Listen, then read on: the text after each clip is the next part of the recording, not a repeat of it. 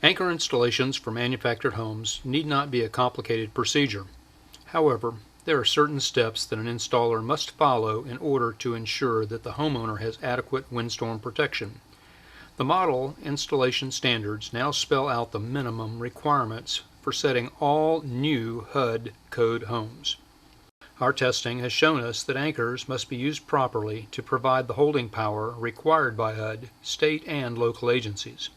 Currently, there are many different anchors certified for use in anchoring homes. Ground anchors range in size from 30 inches to 60 inches long, with single and double helixes.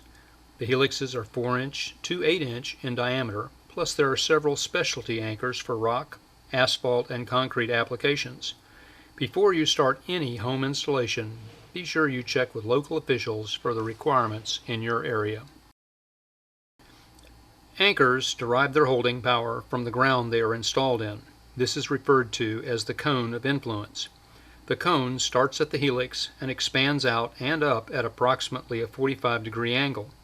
The cone for a 30-inch anchor contains 19.85 cubic feet or 2,400 pounds of soil at 122 pounds per cubic foot. Obviously, for the shorter anchor to reach the 4,725 pounds of holding power required, it must be installed in hard-packed Class 2 soils. The 48-inch anchor has a cone of 80 cubic feet with a potential of 9,800 pounds of holding power. However, in loose soil conditions, the anchor can still lose its grip as the soil breaks away much easier. In all our travels, the most common installation error we see is the use of smaller anchors in medium to loose soils that require a larger and longer anchor. The soil test probe is used to determine the soil conditions below the surface near the anchor's helix. Using the soil test probe will ensure maximum anchor holding strength by indicating the proper anchor model for each soil condition. The test should be conducted in the same general area that you plan to set your home. Warning: before any ground anchor installation, always determine that the anchor locations around the home will not be close to any underground electrical cables, water lines, sewer piping, or gas lines. Failure to determine location of electrical cables may result in serious injury and fines.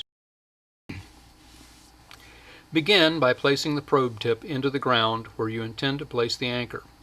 The tie-down drive machine adapter head has a socket inside that can slide on top of the soil probe for easy installation. A 15/16 inch or 24 millimeter hex socket with a ratchet or breaker bar can also be used to rotate the probe in a clockwise direction. Drive the soil probe into the ground to the desired depth for the anchor. The probe has colored markings at different lengths to determine the depth. Once the probe is at the desired depth, place wrench adapter onto torque wrench and insert hex portion of wrench adapter onto earth probe. Support the probe shaft with one hand while rotating probe with the wrench. Read the torque wrench while rotating the probe clockwise. The torque value is the highest number achieved before the probe spins freely. Using the soil classification chart from the model installation standard, cross-reference probe readings by matching color codes printed on tie-down's torque wrench. After finding the values of the torque wrench, use the soil classification chart to determine the soil class and proper anchor to be installed. A reading above 550 inch-pounds is described as Class 2 soils. A 30-inch anchor with twin 4-inch helixes and a 12-inch stabilizer plate are the most common combination for this installation. Class 3 soils have a reading of 351 to 550 inch-pounds. A 36-inch anchor with 12-inch plate is the most common for these soils. A reading of 276 to 350 inch-pounds is classified as 4A soil, and a variety of 36-inch and 48-inch anchors and plates are used in these soils. Class 4B soils have a soil reading of 175 to 275 inch-pounds. This requires the use of a 60-inch anchor with minimum of a 7-inch helix and a 17.5-inch stabilizer plate. Remember that when readings fall below these values, a professional engineer should be consulted before any installation begins.